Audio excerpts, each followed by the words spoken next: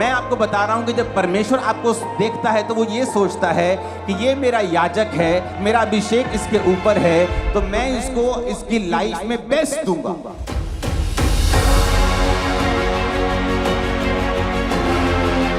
परमेश्वर ने कहा जो अभिषेक वाला भाग होगा यानी एक्स्ट्रा, मैं तुम्हें वो दूंगा, एक्स्ट्रा दूंगा लोगों से। अब तुम सब जो परमेश्वर को मानते हो, तुम सब याजक हो और तुम्हारा महायाजक प्रभु यीशु मसीह।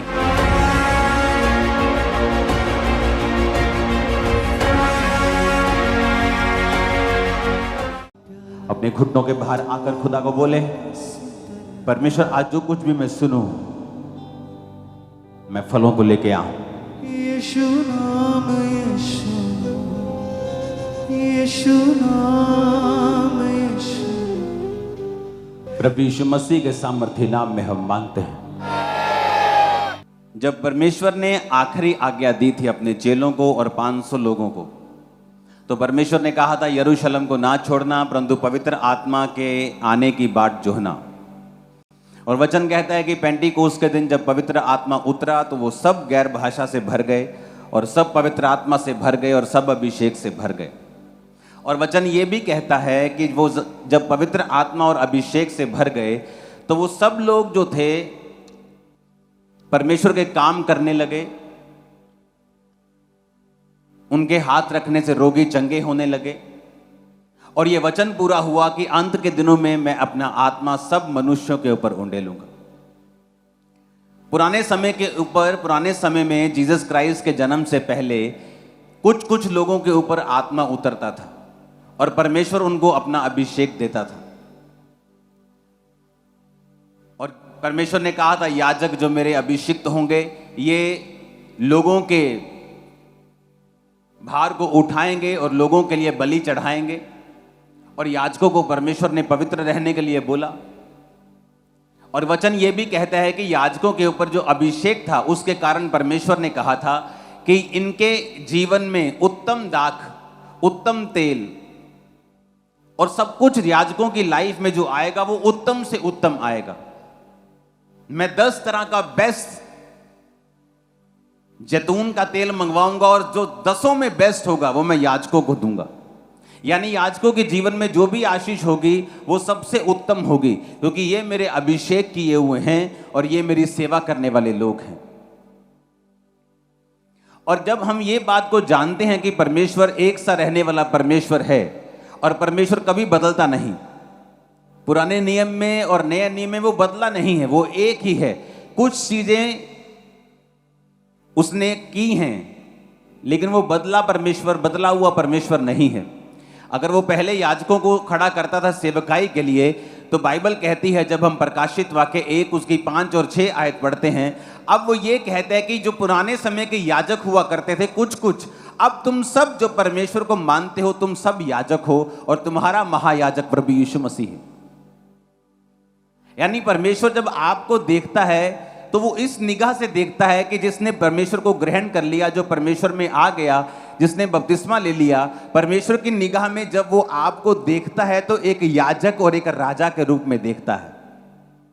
तो इसका मतलब जब याजकों को वो देखता था तो वो इस तरह से देखता था कि ये मेरे याजक हैं, इन पर मेरा अभिषेक है, अब मैं इनको उत्तम दाख, उत्तम गेहूं, उत्तम तेल, यहां तक कि जो उनकी पत्नी हुआ करती थी, उनका पार्टनर हुआ करता था, वो भी परमेश्वर बोलता था कुंवारियों में से लेना, वो पवित्रताई में से लेना, उत्तम लेना। क्यों ऐसा परमेश्वर कहते थे? क्योंकि बाइबल कहती परमेश्वर ने कहा ये मेरी सेवा करने वाले याजक हैं जिन पर मेरा अभिषेक है और मैं इनके जीवन में जो दूंगा वो सिर्फ उत्तम से उत्तम ही होगा।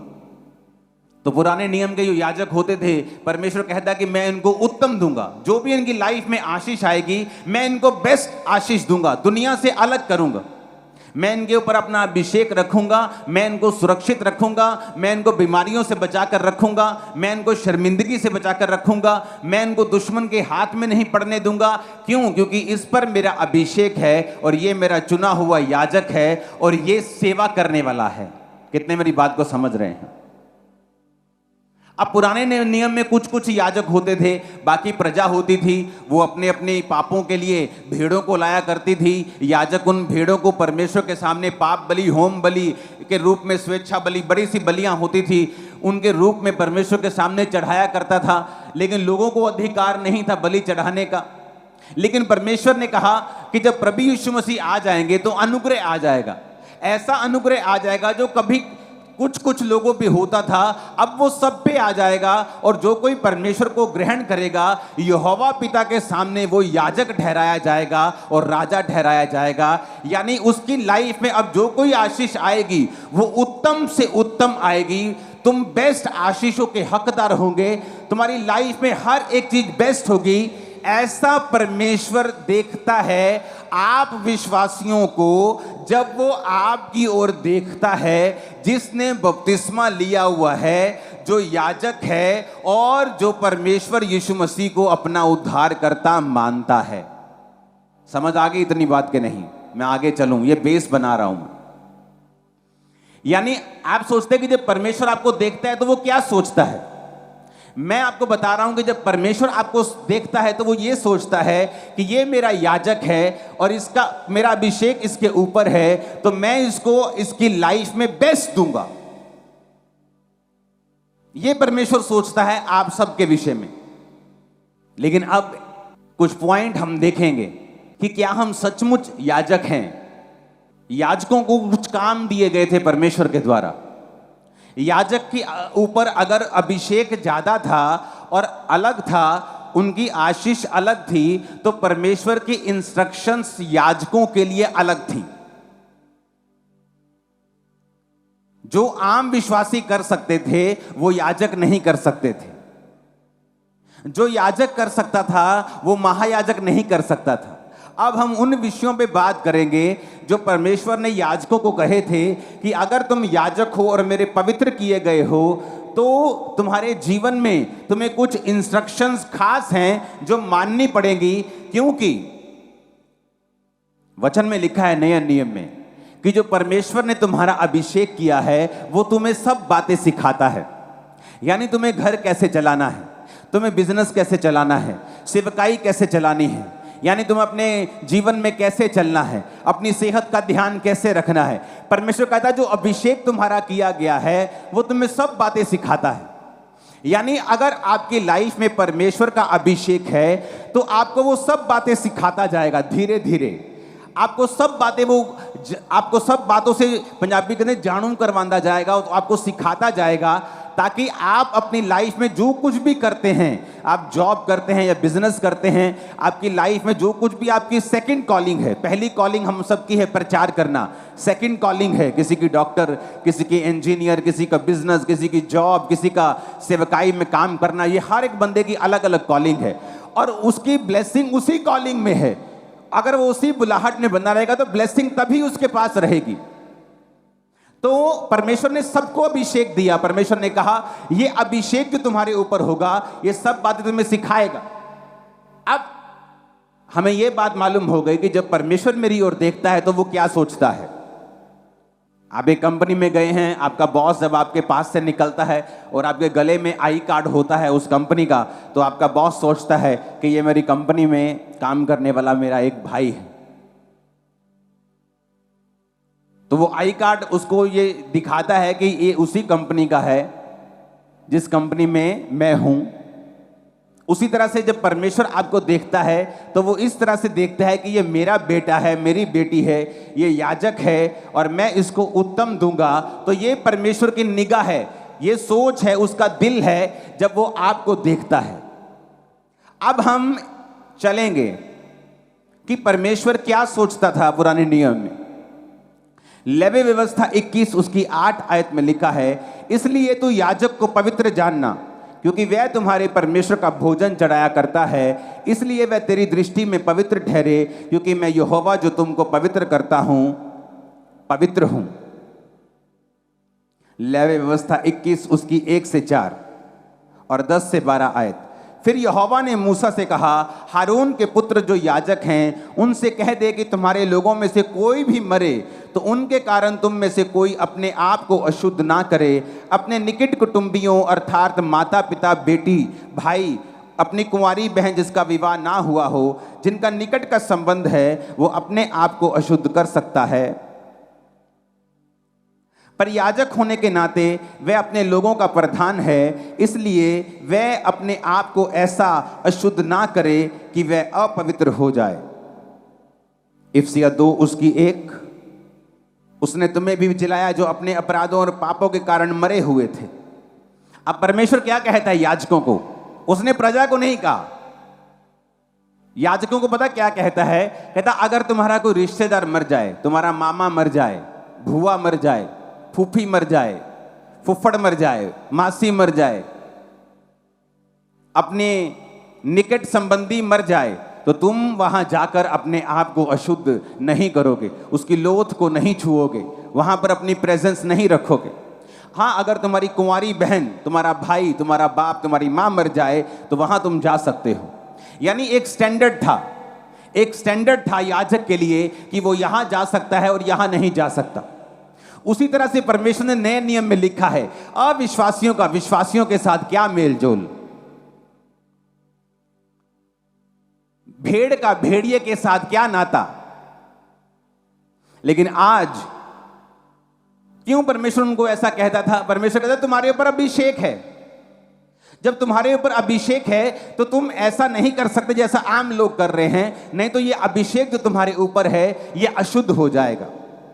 सबोपदेशक 10 उसकी 1 में लिखा है, मरी हुई मक्खियों के कारण गंधी का तेल सड़ने और बसाने लगता है, और थोड़ी सी मूर्खता बुद्धि और प्रतिष्ठा को घटा देती है। परमेश्वर ने क्या कहा कि थोड़ी सी मूर्खता के कारण, मरी हुई मक्खियों के कारण गंधी का तेल, एक सुंदर, एक अभिषिक्त, एक सुगंधित तेल भी सड़ने लगता है और बसाने लगता है। मरी हुई मक्खियां पाप को दर्शाती हैं, पाप के परिणाम को दर्शाती हैं, मरे हुए कामों को दर्शाती हैं। तो परमेश्वर ने कहा याजक अपने आप को अपवित्र नहीं करेंगे क्योंकि इन पर मेरा अभिषेक है। उसी अभिषेक के कारण इन पर बेस्ट आ रहा है, बेस्ट तेल, बेस्ट दाग, बेस्ट जीवन, बेस्ट सब कुछ, बेस्ट सुरक्षा, ब्लेसिंग, हीलिंग, डिलीवरेंस इन पे आ रहा है। तो परमेश्वर ने नए नियम में क्या कहा?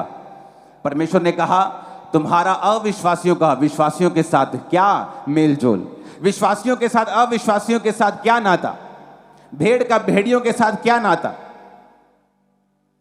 लेकिन आज अगर आपको कोई ऐसा लड़की या लड़का पसंद आ जाए जो अविश्वासी हो, आप झट उसके साथ शादी करने के लिए तैयार हो जाते हैं, ये सोच के कि कल को ये क्रिश्चियन बन जाएगा, कल को ये मसीह में आ जाएगा। क्यों? क्योंकि आपको ये पता नहीं है कि आपको अपने अभिषेक को संभाल के रखना है। अगर आप अपने अभिषेक को संभाल के नहीं रखते और उसे गंदा होने देते हैं, गंधी का तेल सड़ने और बसाने लगता है मरी हुई मक्खियों के कारण। कि जो तेल आपके अंदर है, जो अभिषेक आपके अंदर है, वो तो सुगंधित है, वो इतनी सुगंधित है कि वो सब चीज़ों को अपनी ओर खींचेगा। वो उत्तम दाग को, उत्तम जॉब को, उत्तम ब्लेसिंग को, उत्तम बिजनेस को, उत्तम चीज़ों को अपनी ओर लेके आएगा। लेकिन मरी हुई मक्खियों के कारण, कि तुम्हारे काम मरे हुए हैं, तुम्हारे पापों के कारण, तुम्हारी ब्लू फिल्में देखने के कारण, तुम्हारे ध्यान ना रखने के कारण कि क्या ये काम मेरे अभिषेक को खराब कर सकता है। परमेश्वर ने कहा याजकों को कि तुम्हें उत्तम तो मैं दूंगा, लेकिन तुम्हें अब वैसा नहीं करना पड़ेगा जैसे लोग कर सकते हैं। अब तुम आम लोगों में नहीं जा सकते, तुम मरे हुए लोगों में नहीं जा सकते। तो क्या हम मरे हुए लोगों में नहीं फिरते? हमें मालूम है कि मेरा एक फ्रेंड जो क्रिश्चियन है, ये आत्मा में मरा हुआ व्यक्ति है, ये पाप करने वाला व्यक्ति है, ये व्यभिचार करने वाला व्यक्ति है, शराब पीने वाला व्यक्ति है, तो भी मेरे साथ उसका संबंध मैं छोड़ता नहीं हूं। इसका मतलब क्या है? कि मुझे अपने अभिषेक की कोई भी परवाह नहीं है। पुराने नियम में परमेश्वर ने कहा था जो मरा हुआ है उसके पास मत जाना, लेकिन आज नए नियम में परमेश्वर कहता है जो आत्मिक रूप से मरा हुआ है उसका तुम्हारे साथ क्या लेना देना। पौलुस कहता जो भाई कहलवा के मूर्ति पूजा करता हो, जो भाई कहलवा के व्यभिचार करता हो, उसकी थाली में भी खाना नहीं खाना। लेकिन तुमको क्या लगता है? लेकिन तुमको भाई बंधु पूना ज्यादा अच्छा लगता है। जो व्यक्ति व्यभिचार में गिर गया, पाप कर गया, तुम्हें लगता है कि नहीं वो छोटी मोटी बात है, तुम उसके साथ अपना संबंध पूरी तरह से कायम रखते हो, अपनी दोस्ती कायम रखते हो, क्योंकि वो तुम्हारी फ्रेंड रही है, तुम्हारी दोस्त रही है। तो परमेश्वर ने कहा तुम परमेश्वर के वचन को पूरा नहीं कर रहे हो, तुम उसके वचन के प्रति सीरियस नहीं हो। पुराने नियम में तुम उस मुर्दे के प्रति नहीं जा सकते, मुर्दे के पास नहीं जा सकते। नया नियम में क्या कर सकते हो? तुम उस व्यक्ति को प्रचार कर सकते हो कि तुमने गलत किया, तुम ये पाप कर रहे हो, तुम ये गलत काम छोड़ दो। इतना ही संबंध तुम उसके साथ रख सकते हो। परमेश्वर ने कहा उसके साथ खाना नहीं खा सकते, उसके साथ संगति नहीं कर सकते, उसके साथ घूम फिर नहीं सकते, क्योंकि अविश्वासी का विश्वासी के साथ या मरे हुओं का जीवितों के साथ क्या संबंध है। लेकिन आज हमें अपने अभिषेक की परवाह नहीं है, क्योंकि हम अंधे हो चुके हैं। हमें ये मालूम नहीं कि यही वो अभिषेक है जिसके कारण परमेश्वर अपनी बरकतें देता है। आज बहुत से लोग सेवकाई में बरकत को मांगते हैं, क्यों नहीं मिलती? वही सेवकाई स्टक हुई पड़ी, अड़ी हुई, क्यों? क्योंकि अभिषेक में नहीं बढ़ते। अभिषेक में क्यों नहीं बढ़ते? अभिषेक में क्यों नहीं बढ़ते? अभिषेक में तभी बढ़ेंगे जब जेलसी छोड़ेंगे। अभिषेक में तभी बढ़ेंगे जब टांच मारना छोड़ेंगे छोटी छोटी बातों के ऊपर। वो हम छोड़ नहीं सकते, जेलसी छोड़ नहीं सकते। ये कैसे बढ़ गए, ये कल से कल के आए, अब इतना कैसे बढ़ गए? अब इतनी जेलसी होगी तो परमेश्वर अभिषेक नहीं देगा। और अगर अभिषेक नहीं होगा तो ये सारे अभिषेक वाले भाग हैं। परमेश्वर ने कहा मैं तुम्हारा अभिषेक वाला भाग तुम्हें दे दूंगा। यानी अगर तुम्हारी लाइफ के ऊपर अभिषेक है तो एक एक्स्ट्रा ब्लेसिंग है तुम्हारी लाइफ के ऊपर जो परमेश्वर तुम्हें देगा। लेकिन शैतान मूर्ख बनाता है, वो तुम्हें ऐसे भाईचारे में ले जाएगा जो तुम्हारे लिए अच्छा नहीं है। परमेश्वर ने कहा अब तुम परमेश्वर से ऊपर होना चाहते हो, ये तुम्हारी मर्जी है, क्योंकि उसका वचन कहता है कि अगर कोई भाई कहलाकर, क्रिश्चियन कहलाकर मूर्ति पूजा करता हो, शराब पीता हो, अगर कोई भाई कहलाकर गंदे काम करता हो, भाई कहलाकर व्यभिचार करता हो, जादू टोना करता हो, तो तुम्हारा उसके साथ कोई संबंध नहीं है, तुम उसके साथ खाना भी नहीं खा सकते, क्योंकि हमें अपने अभिषेक की परवाह आज नहीं है। दाऊद को 16 साल की उम्र में अभिषेक कर दिया गया, लेकिन उसे राजा नहीं बनाया गया। परमेश्वर ने कहा दाऊद ये मेरी इच्छा तो है तो मैं तुम्हें राजा बनाऊं, राजा की कुर्सी पे बिठा दूं, लेकिन अभी वो कुर्सी वाला अभिषेक तुम्हारी लाइफ के ऊपर नहीं है। तो दाऊद को वफादार रहना पड़ा। पहला अभिषेक आप पर आता जब आप तौबा करते हैं। दूसरा अभिषेक आप पर आता है जिस तरह दाऊद के ऊपर आया और वो अकेले यहूदा के गोत्र का राजा बना। उसी तरह से आपकी लाइफ का अभिषेक भी बढ़ता जाता है जब आप परमेश्वर के साथ पहले अभिषेक के बाद वफादार रहते हैं। आपका पहला अभिषेक कब होता है? जब आप बपतिस्मा लेते हैं, आप पवित्र आत्मा को पाते हैं, आपको अभिषेक मिलता है, तब आपको फिर वफादार रहना है, अपने अभिषेक को संभाल के रखना है। आप ऐसी संगतियां नहीं कर सकते जहां पर आपका अभिषेक लीक हो जाए, जहां पर आपका आत्मिक जीवन लो हो जाए। अगर आपको अपना अभिषेक संभाल के आप नहीं रखेंगे, वो नहीं बढ़ेगा। दाऊद जब 30 साल का हुआ, परमेश्वर ने उसको यहूदा गोत्र का राजा बनाया। अभी भी इजराइल का राजा नहीं बनाया, सिर्फ इजराइल के 12 गोत्रों में से एक गोत्र का राजा बनाया। क्यों? अभी तक वो अभिषेक उसकी लाइफ के ऊपर नहीं था कि उसको सारे गोत्रों के ऊपर राजा बना दिया जाए। वो 30 से जब 37 साल का हुआ तो बाइबल कहती फिर परमेश्वर ने उसे पूरे इजराइल का राजा बनाया। क्यों? परमेश्वर ने दाऊद की लाइफ में 20, 21, 22, 23 साल लगा दिए उसे राजा बनाने में, जबकि अभिषेक उसका टीन एज में ही कर दिया गया था, क्योंकि परमेश्वर ये देख रहा था कि दाऊद उसके साथ वफादार रहे और अभिषेक में बढ़े। और जब वो अभिषेक में बढ़ता जा रहा था, परमेश्वर उसकी लाइफ में ब्लेसिंग्स को, उसके राज्य को बढ़ाता जा रहा था। कितने मेरी बात को समझ रहे हैं? लेकिन आज हमें कोई परवाह नहीं है। क्या आज हमें परवाह है इस चीज की कि क्या हमारा अभिषेक हमारी संगति से खराब हो रहा है? कोई परवाह नहीं। कैसी संगति हम कर रहे हैं, कोई परवाह नहीं। हमारे दोस्त कैसे हैं, हमें कोई परवाह नहीं है। अगर आपको याजक परमेश्वर कहता है तो उसकी जिम्मेवारियां भी परमेश्वर ने रखी हैं।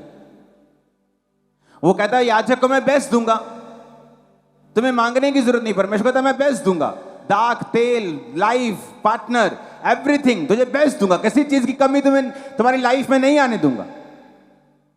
पर याजकों को वो क्या कहता है? कहता तुम फिर दुनिया से अलग जियोगे, जैसा तुम्हारा दोस्त जीता है तुम भी वैसा जीना चाहते हो, तो तुम्हारे ऊपर याजक का अभिषेक नहीं रहेगा। जब अभिषेक नहीं रहेगा तो वो ब्लेसिंग्स, वो सुरक्षा, वो परमेश्वर का स्पेशल फेवर भी तुम्हारी लाइफ के ऊपर नहीं रहेगा। आज तो तुम चर्च में हो, लेकिन जब यहां से चले जाओगे तब कहां जाओगे? कल तुम अपने काम में क्या करोगे, अपने बिजनेस में क्या करोगे? क्या तुम चोरी करोगे?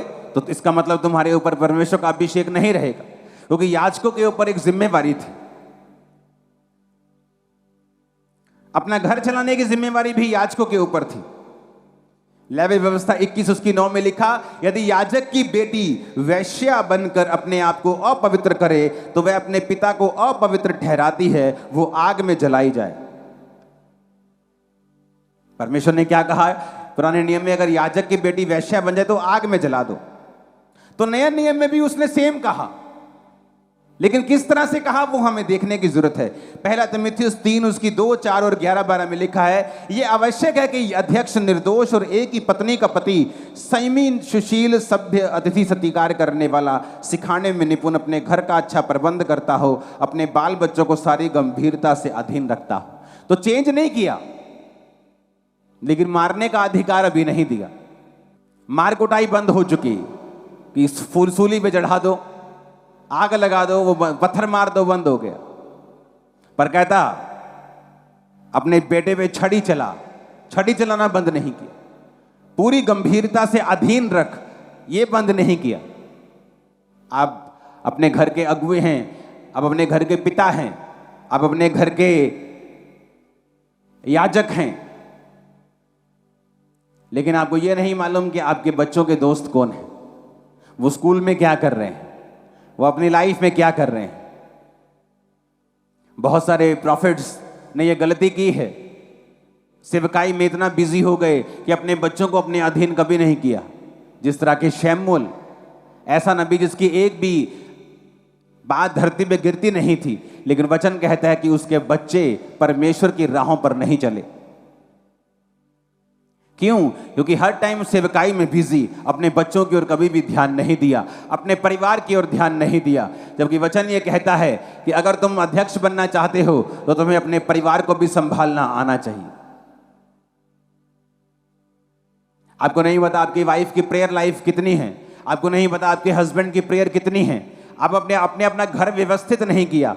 अगर आपने अपना बेस व्यवस्थित नहीं किया, आप बड़ी बिल्डिंग उस पर नहीं बना सकते। आपने अपने घर के माहौल को ऐसा नहीं किया कि सब प्रार्थना कर सकें। हर बंदा अपने में बिजी है और संडे के संडे हम चर्च चले जाते हैं। ये उत्तम रास्ता नहीं है और ये सही रास्ता नहीं है। बाइबल कहती है एली के बच्चे जो थे वो लुच्चे थे, वे विचार करते थे भवन में। और बाइबल कहती है एली आता था, बोलता था, ए बच्चों तुम गलत करते हो। ऐसे होते ना ठंडे माँ बाप, अपने बच्चों को समझाते रहते, बेटा ऐसा मत करो। लेकिन तब भी परमेश्वर ने सजा दी, जबकि परमेश्वर ये चाहता था कि एली वहां पे गरम रहे, डंडा उठाए, उनकी नानी याद करवा दे, उनको बेइज्जत करे। लेकिन आज के लोग बेइज्जत होना नहीं चाहते, वो मरना चाहते हैं। तो एली ने उनको बेइज्जत नहीं किया, पर बाइबल कहती है फिर वो नाश के रास्ते पे चले गए। और एक दिन संदूक उठा लिया गया, जब हमला हुआ और दोनों बच्चे एक ही दिन में मर गए। और जब एली को यह समाचार मिला, वो भारा था, कुर्सी पे बैठा हुआ था, तोंद निकली हुई थी, बहुत भारी था। जब उसने समाचार सुना, झटका लगा और वो भी गिरा, और भारी होने के कारण गर्दन के भार गिरा और गर्दन के मणके टूट गए और वहीं पे वो मर गया। जहां गर्म होना चाहिए था वहां गर्म नहीं हुए, ताकि घर में कलेश ना हो, असहज वातावरण ना बने। आज तुम अपने बच्चों को कुछ नहीं कहते, तुम्हें मालूम है तुम्हारी बेटी बिगड़ रही है, तुम कुछ नहीं कहते कि घर में कलेश ना हो, इसके बाप को मालूम ना हो जाए। एक दिन वो छोटा सा सांप जो तुमने पाला हुआ है वो बड़ा अजगर बन जाएगा, क्योंकि जो छोटा सा सांप उत्पत्ति में आदम के पास आया था, वो प्रकाशित वाक्य में एक बड़ा अजगर बन के आता है। एली ने अपने बच्चों की ओर ध्यान नहीं दिया, खुद परमेश्वर में चलता रहा, लेकिन अपने बच्चों पे डंडा नहीं उठाया। उसके पास ताकत थी, वो अपने बच्चों को एक्सपोज करता लोगों के सामने और बोलता कि ये व्यभिचारी हैं, मत करो, तुम याजक, इनको याजक मत समझो। ऐसे बड़े स्टेप उठाता उनके सामने, उनको शर्मिंदगी होती, फिर वो तौबा कर लेते। लेकिन मुंह से समझाता क्या? सिर्फ सिंपल, ओ बेटा डोंट डू दिस, बेटा ऐसे मत करो, की करिए हो ना आजकल दे न्याणे मानते ही नहीं गए, और तुम उनको बड़ा कर रहे हो नाश के लिए। बहुत से सेवक नहीं उठा पाते ऐसे स्टेप्स को और अपने बिगड़े हुए बच्चों को पुलपिट पे खड़ा करे रखते हैं। उन्हें लगता है अगर हम कुछ कहेंगे तो हमारा घर अव्यवस्थित हो जाएगा। ऐसा करते इसकी शादी करते थे, शादी तो कर दी, वो शादी के फिर 2 साल बाद बिगड़ जाएगा, क्योंकि अगर तुमने स्पिरिट को हैंडल नहीं किया, अगर तुमने आत्मा को हैंडल नहीं, पाप को हैंडल नहीं किया, तो शादी से पहले जो पाप तंग करता था शादी के बाद भी वो तंग करेगा, क्योंकि तुम्हें काबू करना पड़ेगा पहले से ही, वो बाद में भी तंग तुम्हें नहीं करेगा। कितने मेरी बात को समझ रहे हैं? तो याजक अगर बनना है तो याजकों की जिम्मेवारी भी देखो परमेश्वर ने कैसी रखी है। याजकों की बेटियों को पवित्र होना था, याजकों के बेटों को पवित्र होना था। याजक को जिम्मेवारी निभानी थी कि वो अपने बच्चों को, अपने बाल बच्चों को गंभीरता के साथ अधीनगी में रखे और परमेश्वर में चलाए। क्यों परमेश्वर अब्राहम से खुश था? क्यों परमेश्वर बोलता था? जब 3 दूत अब्राहम के पास आए और उन्होंने खाना खाया, उनमें से 2 दूत थे और एक यहोवा परमेश्वर था। जब बाइबल कहती है वो सदोम और अमोरा की ओर चले उनको नाश करने के लिए, तो जो एक दूत यहोवा परमेश्वर था, तो वो अपने मन में सोचने लगा कि जो मैं करने वाला हूं, क्या मैं अपने दोस्त अब्राहम से छुपा के रखूं? क्योंकि ये अपने घराने को आज्ञा देगा कि मेरे बाद तुम परमेश्वर में अटल चलते रहोगे। आज्ञा देगा, कमांड करेगा, विल बनाएगा। मेरे बाद अगर मेरे बच्चे यहोवा में चलते हैं तो सारी प्रॉपर्टी के मालिक हैं, नहीं तो ये सारी प्रॉपर्टी सब में बांट दी जाए। ऐसी विल, ऐसी कमांड, ऐसी पावर अपने घराने के ऊपर कि बेटा ये सही रास्ता है, तुम्हें यहोवा में चलना है, मुड़ना रास्ता नहीं है, नहीं तो मैं तेरा बाप नहीं हूं। लेकिन नहीं, आज के विश्वासी ऐसे कदम नहीं उठा सकते और वो धीरे धीरे अपने बच्चों को नाश होता हुआ देखते हैं। पहले बिगड़ता हुआ देखते हैं, फिर नाश होता हुआ देखते हैं, फिर शैतान के हाथों में देखते हैं, फिर इस धरती के ऊपर उन्हें दुख भोगता हुआ देखते हैं, फिर परमेश्वर के सामने प्रार्थना करते हो, ओ परमेश्वर। फिर परमेश्वर कहता है तुझे मेरा वचन सुनाई नहीं दिया था जब मैं बोल रहा था? तुझे ये मालूम नहीं कि मैं ही वचन हूं, वचन ही मैं हूं? जब मैं वचन के जरिए तुमसे बात कर रहा था तुम्हें सुनाई नहीं दिया था? तब तुम्हें एक्शन लेना चाहिए था, स्टैंड लेना चाहिए था, फास्टिंग करनी चाहिए थी, प्रार्थना करनी चाहिए थी, प्रेम भी करना चाहिए था अपने बच्चों से अधिक, ताकि तुम उन्हें बदल सको और मुझ में ला सको। तो अगर तुम्हें याजक बनना है तो तुम्हारे ऊपर एक जिम्मेवारी भी है जो परमेश्वर दिखाता है। ऊंची आवाज में हालेलुया बोलो। अगर तुम याजक हो तो तुम वो नहीं कर सकते जो दुनिया कर सकती है। अगर तुम याजक हो और तुम ये मानते हो कि मैं याजक हूं, मेरे ऊपर परमेश्वर का अभिषेक है, तो फिर तुम वो नहीं कर सकते जो दुनिया करती। पवित्र आत्मा से भरने के बाद, पवित्र आत्मा की गहरी उपस्थिति को लेने के बाद, बहुत गहरी उपस्थिति 2004 से मैंने पवित्र आत्मा की देखी है अपनी लाइफ में। जब परमेश्वर कहता है याजक, तुम याजक हो, तो तुम अपनी भुआ के मरने पे नहीं जा सकते हो। तो परमेश्वर इतनी गहरी इंस्ट्रक्शंस इनको देता था। तो परमेश्वर आज भी याजकों को कहता है तुम लोगों को कि तुम अविश्वासियों के साथ तुम्हारा क्या मेल जोल? तुम उनको प्रचार करो, तुम उनके लिए प्रार्थना करो, तुम उनके लिए हेल्प करो, तुम उनसे तसल्ली करो, उनको गले लगाओ, उनको प्यार करो, लेकिन उनके जैसे काम, उनके जैसे संगति, उनके जैसे बीच में रह के उनको प्रसन्न करने का प्रयत्न नहीं कर सकते तुम लोग।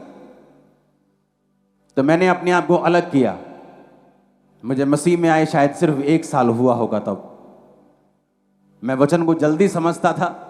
जब मुझे मालूम हुआ था कि मुझे बपतिस्मा लेना है, कि बपतिस्मा नाम की कोई चीज़ होती है, तो मैं अपने पास्टर को बोलता था, वो पास्टर नहीं थे, जस्ट सेवा करने वाले लोग थे, तो मैं बोलता था जल्दी बपतिस्मा दो। बोलते थे पास्टर देंगे, जब पास्टर इकट्ठे हो जाएंगे 20-30 लोग तो पास्टर बैप्टिज्म देंगे। तो उस पास्टर से जब मेरा बपतिस्मा हुआ, जब 20-30 लोग इकट्ठे हुए, वो भी 1-1.5 महीने बाद, जबकि मुझे जब बपतिस्मे के बारे में मालूम हुआ था, मैंने कहा था जल्दी जल्दी मुझे बपतिस्मा दे दो। और आज लोग 6-6 महीने, 1-1 साल सोचते रहते हैं कि मैं बपतिस्मा लूँ या ना लूँ। क्या सोचते रहते हो कि मुझे पाप करना है, मैं अभी पाप करूँगा, मैं साफ नहीं हूँ? अगर तुम्हें साफ होकर ही परमेश्वर के पास आना है तो उसमें परमेश्वर की क्या बड़ाई है? बाइबल कहती है वो तुम आओ, परमेश्वर तुम्हें साफ करेगा। तुम ये नहीं सोच सकते कि मैं बपतिस्मा तब लूंगा जब मैं साफ हो जाऊंगा। तुम ये नहीं सोच सकते कि जब मुझे आवाज आएगी। कौन सी आवाज? परमेश्वर तो आवाज दे चुका है बाइबल में कि तुम में से सब लोग बाप बेटा पवित्र आत्मा के नाम से बपतिस्मा ले और परमेश्वर को ग्रहण करें। अब कौन सी आवाज की उड़ीक कर रहे हो? नहीं, मैंने फलाने टाइम पे एक नाम लिया हुआ है। बाइबल कहती है जब तुमने परमेश्वर को जान लिया, पुरानी बातें बीत गई, तुमने वो लिया कि परमेश्वर को जान सको। अब जब तुमने परमेश्वर को जान लिया कि जीसस क्राइस्ट मेरा असली ओरिजिनल ऑथेंटिक सच्चा परमेश्वर है, अब यीशु मसीह के पीछे आने का टाइम हो चुका है, अब परमेश्वर को फॉलो करने का टाइम हो चुका है। आमीन। लेकिन अभी भी सोचते हैं, इसका मतलब अभी भी पाप का बीज तुम में है, अभी भी तुम सोचते हो कि मुझे पाप करना है। और अगर तुम सोच ही रहे हो कि मुझे शायद पाप करना है, तो अब इसका मतलब यह है कि तुम अभी याजक नहीं हो। और अगर याजक नहीं हो, अभिषेक नहीं है, तो वैसी ब्लेसिंग्स तुम्हारी लाइफ के ऊपर नहीं है। कितने आज इन वचन को समझ रहे हैं? अभिषेक के कारण जुआ नाश होगा। अभिषेक वाला भाग यानी एक्स्ट्रा भाग, कहते तुम्हारे पास एक्स्ट्रा ये कार्ड है ना, जो गोल्डन कार्ड, इसकी एक्स्ट्रा बरकतें मिलती हैं, एक्स्ट्रा प्रिविलेज मिलता है। परमेश्वर ने कहा जो अभिषेक वाला भाग होगा यानी एक्स्ट्रा, मैं तुम्हें वो दूंगा, एक्स्ट्रा दूंगा लोगों से, क्योंकि तुम्हारा अभिषेक वाला भाग है। और वचन कहता है कि मरी हुई मक्खियों के कारण गंधी का तेल सड़ने और बसाने लगता है। पाप के कारण तुम्हारा अभिषेक जो है वो खत्म होने लगता है, कम होने लगता है। गलत संगति के कारण तुम्हारा अभिषेक कम होने लगता है। परमेश्वर ने कहा याजकों को कि तुम सबके साथ शादी नहीं कर सकते हो, तुम अपने ही दायरे में रह के, अपने ही कुलों में रह के किसी पवित्र के साथ शादी कर सकते हो। तुम किसी वैश्या के साथ शादी नहीं कर सकते हो। लेकिन नए नियम में वो क्या कहता है? चाहे तुम पापी हो, तुम्हारे पाप माफ हो गए। अब नए नियम में वो क्या कहता है कि तुम किसी अविश्वासी के साथ शादी नहीं कर सकते हो। लेकिन आज कितने विश्वासी हैं जो अविश्वासियों के साथ शादी करना चाहते हैं? बात ये नहीं कि वो अच्छा है या वो भला है, बात ये नहीं कि वो आज आपका फियांसे कह रहा है कि मैं चर्च में चला जाया करूंगा, मुझे कोई प्रॉब्लम नहीं। आज वो कह रहा है मैं चर्च में चला जाऊंगा, कल वो कहेगा मैं चर्च में आज नहीं जाऊंगा, जादू कर ले जो करना है। तो क्या होगा? तुम एक बंदे की आवाज पे यकीन कर रहे हो? तुम एक बंदे की आवाज के ऊपर अपना पूरा जीवन बनाना चाहते हो? तुम क्यों वो लड़ाई मोल लेना चाहते हो जो तुम्हारे लिए परमेश्वर ने नहीं रखी हुई? एक लड़ाई है जो आपकी आनी है शैतान के साथ। किसी परीक्षा में आपको पढ़ना है, परमेश्वर आपको डालेगा ताकि आपके विश्वास को परख सके, आपको आगे बढ़ा सके। एक लड़ाई है जो आप खुद मोल ले रहे हैं कि कल को जब वो मुकर जाएगा, मुझे नहीं जाना चर्च में, फिर आप उसके लिए प्रार्थना करवाएंगे, अपने पास्टर को भी तंग करेंगे, आप फिर पूरी ईमेल भर देंगे, आप फिर ले हैंड पे खड़े हो जाएंगे। ये वो लड़ाई है जो परमेश्वर ने नहीं सोची हुई आप करें, ये आपने खुद मोल ली। जब आप अपने पार्टनर के साथ शादी करते हैं तो बाइबल कहती तुम एक तन होंगे। अगर एक तन है तो स्पिरिट भी एक ही है, क्योंकि आपके पार्टनर के पीछे जितनी भी स्पिरिट्स हैं वो आपकी हैं, आपकी जितनी भी स्पिरिट्स हैं वो आपके पार्टनर की हैं।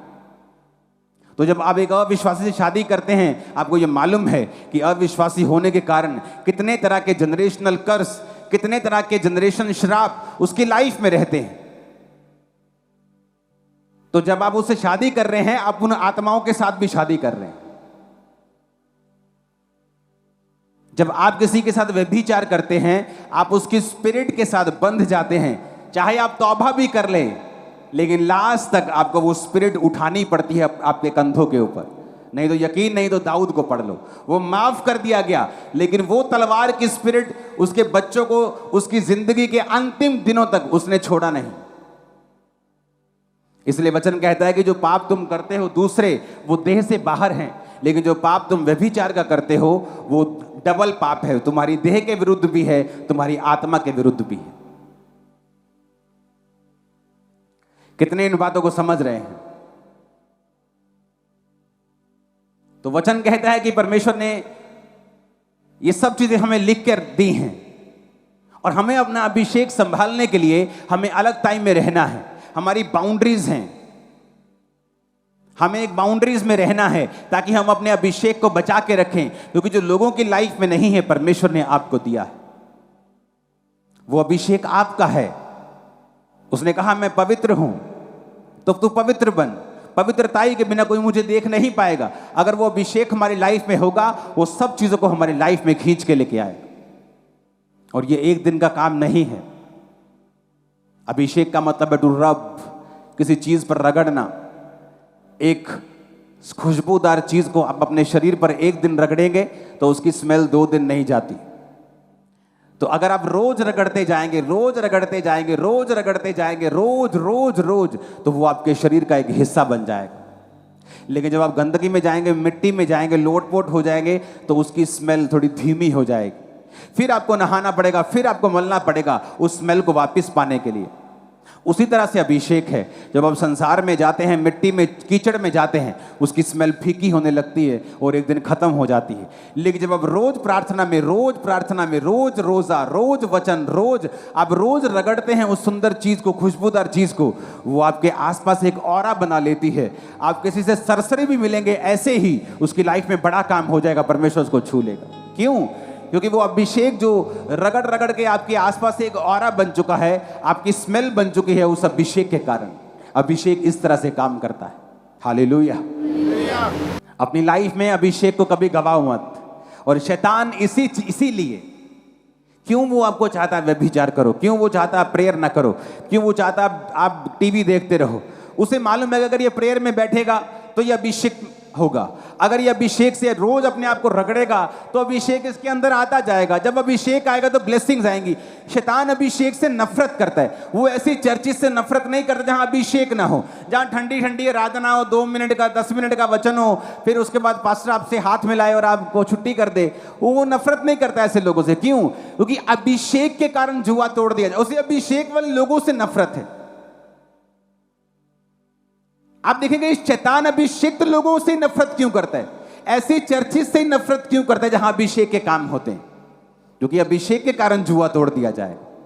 ऐसी चर्चिस से नफरत क्यों नहीं करता जहां काम नहीं होते? क्योंकि वहां अभिषेक नहीं। जहां अभिषेक नहीं वहां शैतान को कोई प्रॉब्लम नहीं, क्योंकि अभिषेक के कारण जुआ नाश कर दिया जाएगा।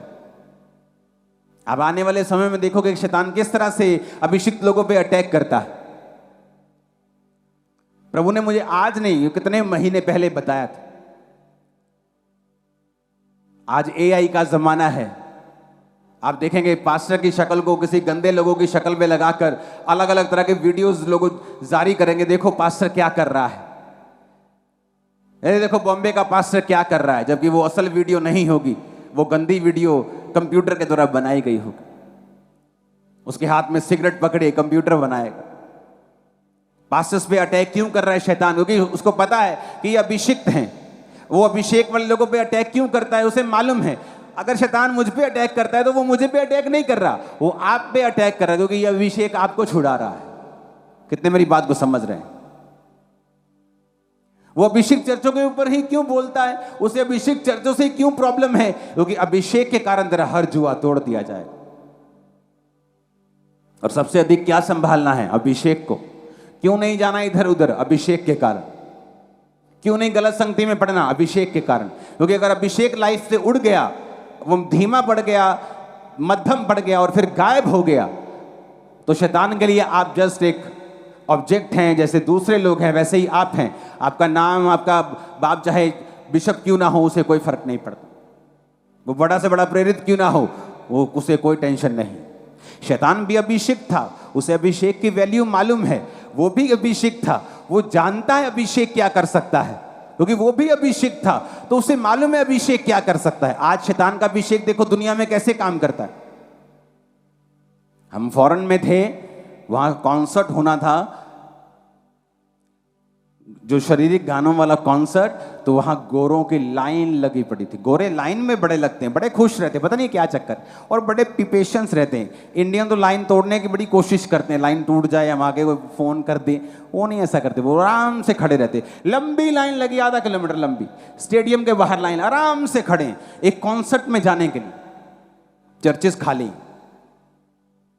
क्यों? क्योंकि जब चर्चेस से अभिषेक खत्म होता गया शैतान का अभिषेक खत्म नहीं किया शैतान ने। आज भी आप शैतानी को गाना लगाओ, आपको अभिषेक फील होगा। और बुढ़ी माई जिसके गोटे दर्द करते हैं ना, जब वो कभी मैं गीत लगा ही मेरा दिल करे मैं नचा, वो क्या है? अभिषेक। क्या है वो? किसका? शैतान का भी अभिषेक है। उसने गवाया नहीं है, शैतान गिराया गया है, अभिषेक उससे छीना नहीं परमेश्वर ने। तो फौरन में क्या हुआ? चर्चिस में से अभिषेक खत्म होता गया तो लोग खत्म होते गए। नहीं तो फौरन में क्या होता था कि हर गली के बाहर एक चर्च थी और अभिषिक्त लोग, जो पौलुस की जनरेशन के सिखाए हुए लोग आगे बढ़ते थे, अभिषेक से बढ़ते थे और दुनिया पे राज किया उन लोगों ने। धीरे धीरे अभिषेक खत्म होता गया, दुनियावी चीजें बढ़ती गई। ओ ह्यूमैनिटी ह्यूमैनिटी करते गए। ये यूरोप वाले, ये जो अमेरिका वाले, ये लोग जो आज ह्यूमैनिटी ह्यूमैनिटी कर रहे हैं, एक दिन इन पर अन्य जाति, मैं उस कौम का नाम नहीं लूंगा, आप समझ जाना, कब्जा कर लेंगे। और जब 30% हो जाएंगे, इनके नाक में दम कर देंगे, ये सारे अंग्रेज घुटनों पे आ जाएंगे और यहोवा के सामने भीख मांगेंगे और तब परमेश्वर उन जगहों पे काम करना शुरू करेगा। याद रखना, जो काम यहां हो रहा है, चाइना में हो रहा है, इंडोनेशिया में हो रहा है, एशिया में हो रहा है, कोरिया में हो रहा है, हो चुका है वहां पे, वो काम फिर वहां पे होगा, फिर से दोबारा होगा। जो काम 1000 ईस्वी में हुआ, जो पौलुस के जमाने में हुआ, जो पहली सदी में हुआ, वो फिर से शुरू होगा। जब अभिषेक कम हुआ, चर्चिस में से लोग कम हुए, क्योंकि जब अभिषेक नहीं है तो आप लोगों को खींच नहीं सकते। अगर आपके पास अभिषेक, आपको लोगों को मिलने की जरूरत नहीं। अभिषेक छुड़ाएगा लोगों को, लेके आएगा लोगों को। कितने मेरी बात को समझ रहे हैं? लिखा अभिषेक के कारण तेरा हर जुआ नाश कर दिया जाएगा। जब शैतान का अभिषेक कम नहीं हुआ, आज भी वो देखो गाने गाते तो कॉन्सर्ट में से भरे होते। देखो मेरे साथ के बच्चे बता रहे थे, जो फॉरेन में होते हैं,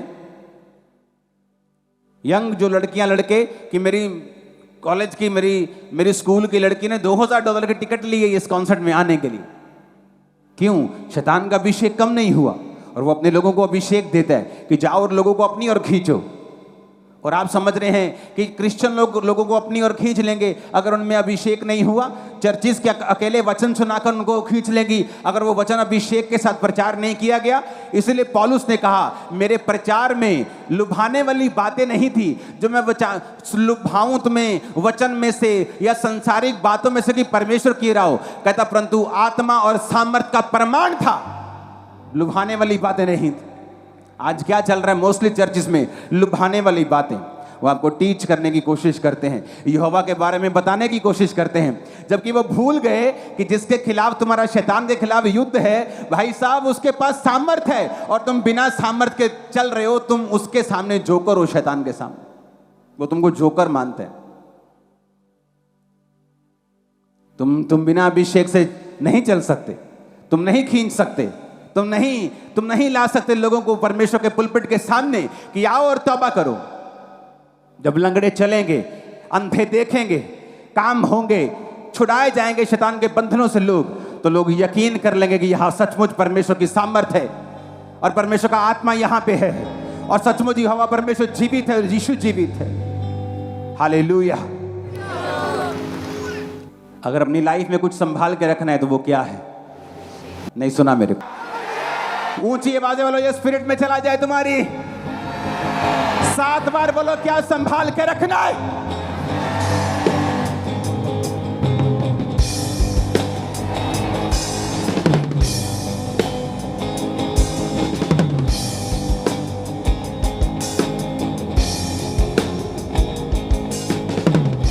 हालेलुया। ऊंची आवाज में हालेलुया बोलो और शैतान गिर जाएगा तुम्हारे घरों से। क्या संभाल के रखना है? तो वो पूरी कोशिश करेगा शैतान कि तुम पर से सिर्फ अभिषेक चला जाए, उसके बाद बोलेगा मैं तुम्हें संभाल सकता हूं, क्योंकि उसका अभिषेक गया नहीं है। और उसे बताइए क्या कर सकता है, तो वो कोशिश करता है कि तुम उस काम को करो जो वचन के खिलाफ है, तुम्हारा अभिषेक कम हो और एक दिन खत्म हो। क्योंकि शैतान के खिलाफ तुम एक जोकर हो अगर तुम्हारी लाइफ में अभिषेक नहीं। चाहे तुम्हें बाइबल सिर के पैरों से लेके उत्पत्ति से लेके प्रकाशित वाक्य के अंत तक आती हो, तुम बाइबल के टीचर हो, तुम्हें एक एक लाइन पता हो और तुम्हारे ऊपर अगर अभिषेक नहीं, तुम जोकर हो। शैतान तुम्हें कुछ नहीं समझता। अभिषेक होगा तो बरकत होगी, सुरक्षा होगी, शर्मिंदगी नहीं होगी। जो प्रार्थना नहीं करते अभिषेक नहीं ले सकते। जिनकी 2.5-3 घंटे से कम प्रेयर है अभिषेक कभी नहीं ले सकते। फास्टिंग नहीं करते, संगति रेगुलर नहीं करते। हाँ किराया नहीं होता जी, एक संडे आ जाते, एक संडे नहीं आते।